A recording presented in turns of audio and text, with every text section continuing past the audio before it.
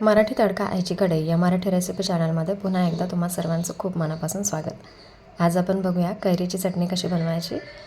तर त्यासाठी हे लागणारे साहित्य आहे 2 कैरी, थोडंसं खोबरं, शेंगदाण्याचं कूट, कोथिंबीर, गूळ, लाल मिरची, लसूण आणि मिरचीचं वाटण आणि जिरे। आणि हे आपल्याला तडका द्यायसाठी लागणार आहे। तडक्यासाठी हिंग, कढीपत्ता आणि मोहरी हे घेतलेले तयार करून। आता आपण याचं वाटण बघून घेऊया कसं बनवायचं। सर्वात आधी मी इथं जिरा आणि खोबरं वाटून घेत आहे। कोरडं वाटायचं, पाणी घालायचं नाही। या प्रकारे बारीक वाटण करून घ्यायचं। आता यामध्ये गूळ ॲड करायचा 1 ते 2 चम्मच। त्यानंतर 2 चम्मच 2 किंवा 3 चम्मच शेंगदाण्याचं कूट ॲड करायचं। कोथिंबीर,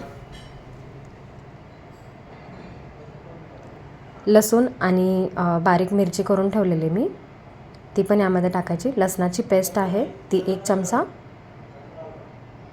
आणि मिरचीची पण पेस्ट आहे ती तुम्हाला जसं तिखट हवं आहे त्यानुसार ॲड करा। मी इथं 1 छोटा चम्मच घातली आहे।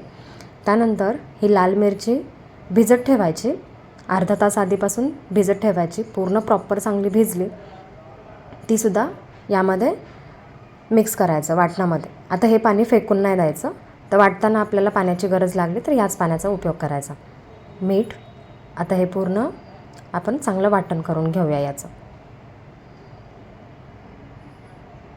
छान आपलं मस्त वाटण तयार आहे। आता हे वाटण एका बाउलमध्ये काढून घेऊया। खूप सुंदर कैरीची चटणी लागते अशी। एकदा तुम्ही नसेल केली या पद्धतीने तर एकदा नक्की ट्राय करून बघा आणि प्लीज मला कमेंट करून नक्कीच कळवा। आता आपण कैरीचे बारीक तुकडे करून ठेवले होते, तर हे सुद्धा आपण वाटण करून घेऊयात। बनवायला सुद्धा अगदी सोपी आहे आणि 3 ते 4 दिवस तुम्ही आरामात याला ठेवू शकता। कैरीचं पण आपण वाटण तयार केलं आहे। आता ते यामध्ये मिक्स करून घेऊयात। पूर्ण सगळं यामध्ये चांगलं मिक्स करून घ्यायचं।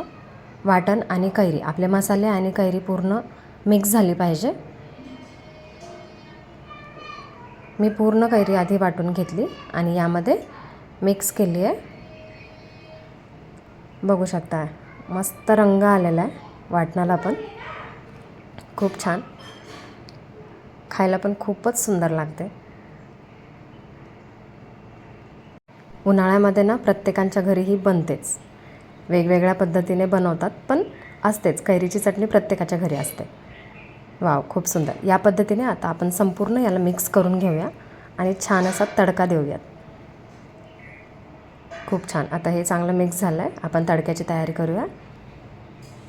त्यासाठी थोडंसं तेल, 1 ते 2 चम्मच तेल, मोहरी टाकायची, 1 चमचाभर मोहरी घेतली आहे इथं, ती चांगली तडतडू द्यायची। त्यानंतर यामध्ये कढीपत्ता ॲड करायचा। नंतर त्यामध्ये थोडंसं हिंग, अर्धा चम्मच मी इथं हिंग घेतलं आहे, ते पण चांगलं मिक्स करायचं। आता आपण जे वाटण करून घेतलेलं आहे ते या तडक्यामध्ये मिक्स करायचं।